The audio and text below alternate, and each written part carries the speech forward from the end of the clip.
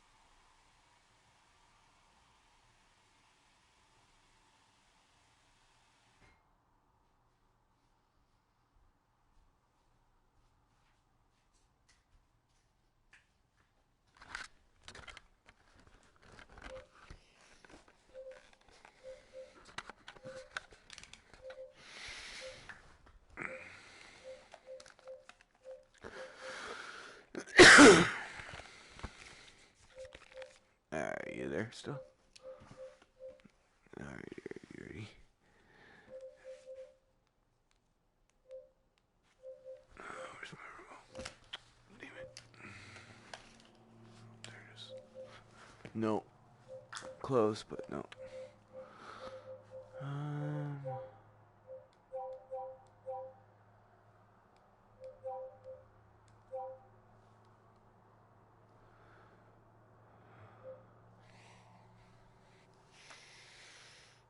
So, like, this picture is like a real location. Like, I'm on a mountain somewhere.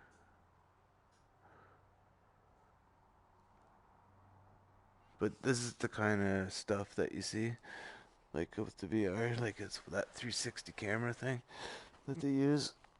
Yeah. Yeah, it gives you, like, the whole, here's Camp 4. Yeah. I haven't actually watched this one yet. I'm not sure what it is or anything. Whoa. Oh, there it goes. Huh? 4 pictures? Horror, yeah, I know, all kinds of stuff. Like it's like, the sky is, like, basically. I mean, oh, this is cool, man. Holy shit, check that out. Oh, can you go back? Yeah, it was. How do you rewind? Oh, here we go. I will in a sec. I just want to say that again. My name is Alex Honnold. I'm a professional climber.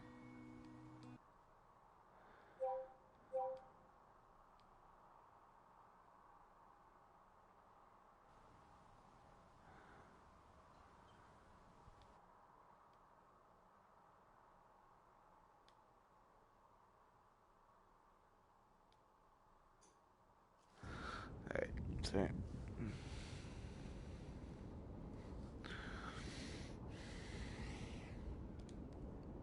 Can you pause? Yep. Sweet. So, I wonder where this is. Like in the Rockies somewhere along the west coast, probably, I'm assuming. Judging by the trees.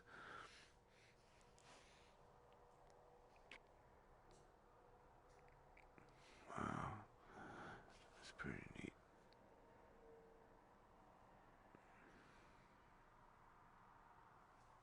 How does it look for you? Like, does it look just like nothing special? Yeah.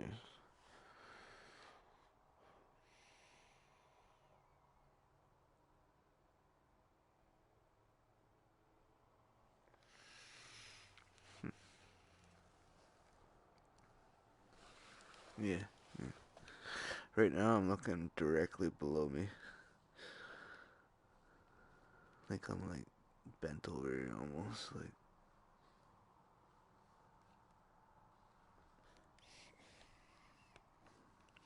Am I scared of heights? A little bit, yeah. I mean, I'm not like terrified where I won't ever go near him, but yeah, I'm a little afraid of them. Like if this was real, I don't know if I could do it. Yeah.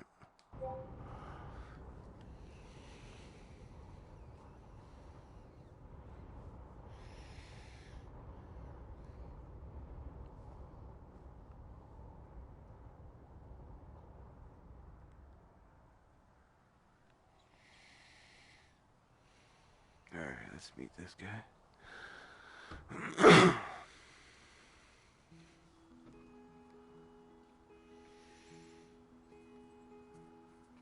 I wonder if I stand up. My name is Alex Honnold. I'm a professional climber.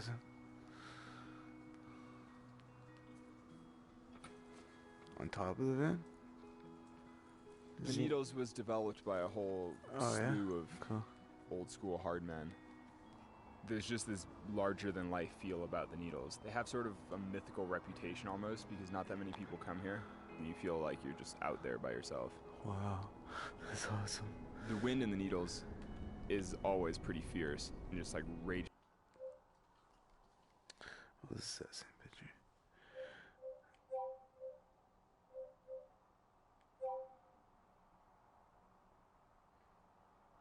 And you feel like you're just out. Old school hard men.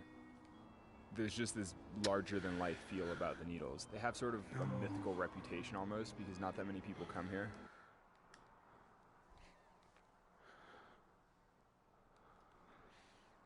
Like it, with the like in the VR mode, like it's like you're on top of the mountain. Like I wonder if I could walk over to the ledge that I'm looking at right now, and like look over it. Well, not jump, but like you might be able to go and look over it. I doubt it, cause no, you can't look, cause I just tried to walk over towards it and it kept getting further away. Yeah, but on the game, so you can do that. And you feel like you're just out there by yourself. The wind in the Needles is always pretty fierce and just like rages up the hill through the notch, and it just feels like it's always howling when you're on the climbs. I don't know. It's just a cool place. Guess fucking so, man. It's an awesome place. It's like an hour walk in just to get to the climbing. Holy shit, one slip and you'd be dead. High altitude, beautiful rock, beautiful lichen all over the rock. I've always found the Needles pretty disorienting too, because it's just mountains all around you, 360 degrees. Yeah. It's pretty freaky. Here we are on the top of the Charlatan, one of the many spires here in the Needles. Over there is the Witch. Behind it is the Warlock, the 3 summits. And then down below is the Sorcerer. And I think behind us is the Sorcerer's Apprentice, or maybe the Magician, actually. They all have like wizard and warlock names. It's hard to keep them all straight. But a bunch of different spires. Looks like they keep showing the same fucking The climbing in the Needles mostly follows prominent crack systems. I almost fell over. It's mostly these smooth granite faces with fissures and cracks and flakes and oh, look at this guy. Features running up and down them. So you basically just climb cracks straight up these amazing spires. Are you serious? I think the reason people have a hard time understanding ropeless climbing is because they can't imagine how comfortable I feel doing it. You know, they can't imagine feeling secure in that position. They can't imagine like feeling comfortable holding on. I could almost finish climbing up this little. I think the important thing is to make people understand that like I feel safe and secure, and that it feels easy. And they're like, huh, because to them obviously it's not that easy. When people just fully don't comprehend ropeless climbing, I generally try to make them visualize it by imagining climbing a ladder, and then like a slightly narrower ladder, and then a taller ladder. You know, things that they know they can do. Or like walking on a sidewalk, and then like make the sidewalk smaller, and then, put a 200-foot drop on either side. And you're still walking on a sidewalk. You still know that you can physically do that without just randomly falling over. This guy's crazy. Part of the appeal of soloing is to be in an amazing position by yourself, or just to feel very exposed, to feel very, small on like a big blank wall. And certainly in a place like the Needles, you feel that to a higher degree because the walls already feel so wild and so magical. Even though I know I'm in the Southern Sierra and I kind of know some of the mountains I'm looking at, it's always just like, it feels like we're in the middle of nowhere. The Needles are one of the most wild climbing areas in the U.S. It's totally a fantastic place to be up on top of these spires.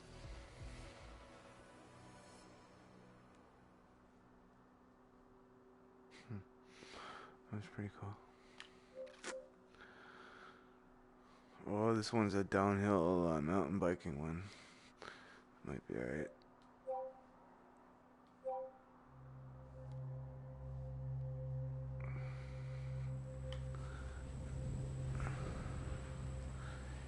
I'm gonna sit down now. I stood up for that whole thing, the last one. We're in Virginia, Utah, the birthplace of freeride mountain biking as we know it.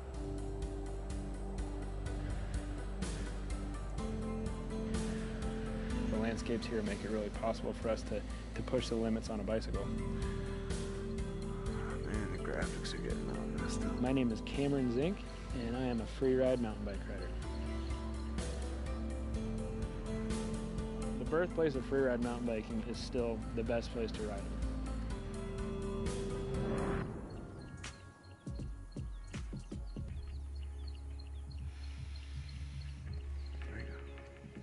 Generally, we come out here for about 2 weeks, and it's about 8 or 9 days of digging. I'm gonna have to get just up a couple days of riding. You gotta pay to play. As you can see on the horizon up there, the takeoff, and right here the landing, and it's probably like 60 feet tip to tip. Who, me? Yeah, no doubt. I started jumping at the local schoolyard when I was about 7 or something, little by little. My dad was really arthritic, so he couldn't learn to play ball with us too much, but he could ride bikes with us. That's where you ride your bike. We'd always go on trips. And that theme just keeps carrying on through my life and showing my wife and my daughter new places, and I feel like I have a a long time left to go. But now it's a lot more calculated, just taking time and being more responsible, but that enables you to go even bigger.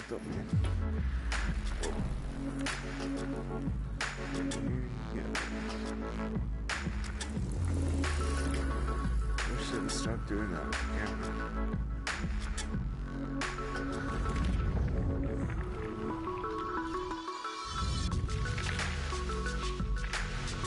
The terrain out here is pretty gnarly. The shelves make natural drops with natural landings that you would have to have giant machinery to build.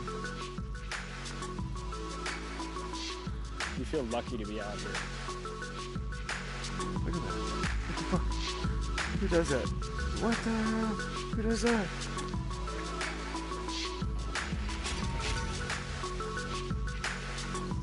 We've traveled all around the world to find Where are you places going now? like this. Nothing it's still like you gotta really be constantly quite like compared. spinning around, looking, trying to find the damn guy. Look, there he goes again. Where is he now? That was a short one. Is that it? No. Here's one.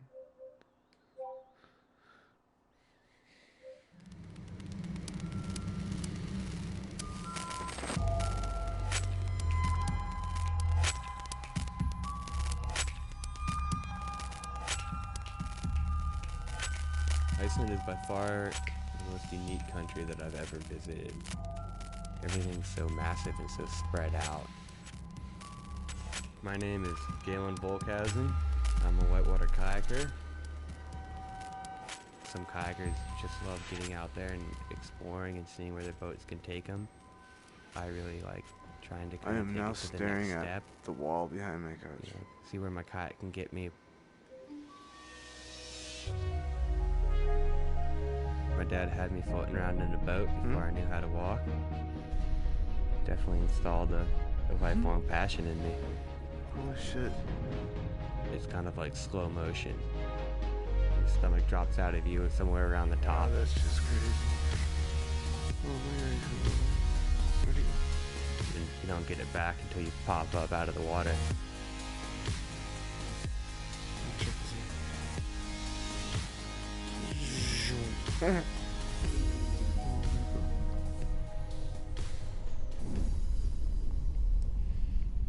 Now where is he? Ideafoss is unique in the world of kayaking and waterfalls. I thought he'd be coming over it, but no. Bright blue water frothing over this What? No, rip no, into this not this one. huge cauldron. He did in that other shot, but It's not this shot. breathtaking. The challenge in running Ideafoss for me is a lot of it's mental. I mean, it's physically a technical drop to run, kayaking wise. You have to make a couple of pretty crucial moves. It's possible because like it happens so quick. I know that the and river it's is like much more sometimes it's powerful behind you, beast sometimes than it's I to the am. right, sometimes At it's any to the second, it can do whatever the hell pretty it wants weird, it's to pretty do to crazy. me, and it's not up to me. It's awesome, man. Even if you're not into games, like just this is kind of worth it. Maybe not, though. I think it is. Running Ideafoss, you can just feel the power of the place.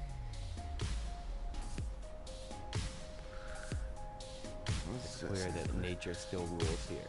It's kind of weird how it almost has like the water doesn't really know where to go. It's just like, oh, it's done. It is pretty cool. It's pretty fucking awesome, is what it is.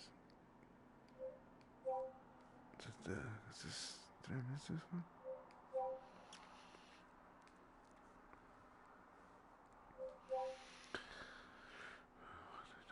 Oh, no, didn't watch this one.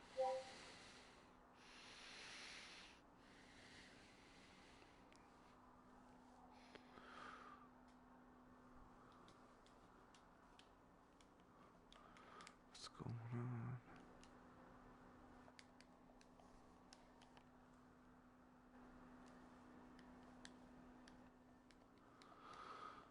Hello? It's glitching out on me.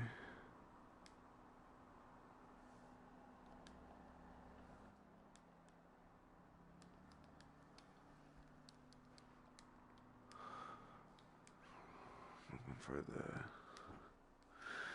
Oh man, is it... Oh man. It's good too, cause it makes you like get up and move and shit. Yeah.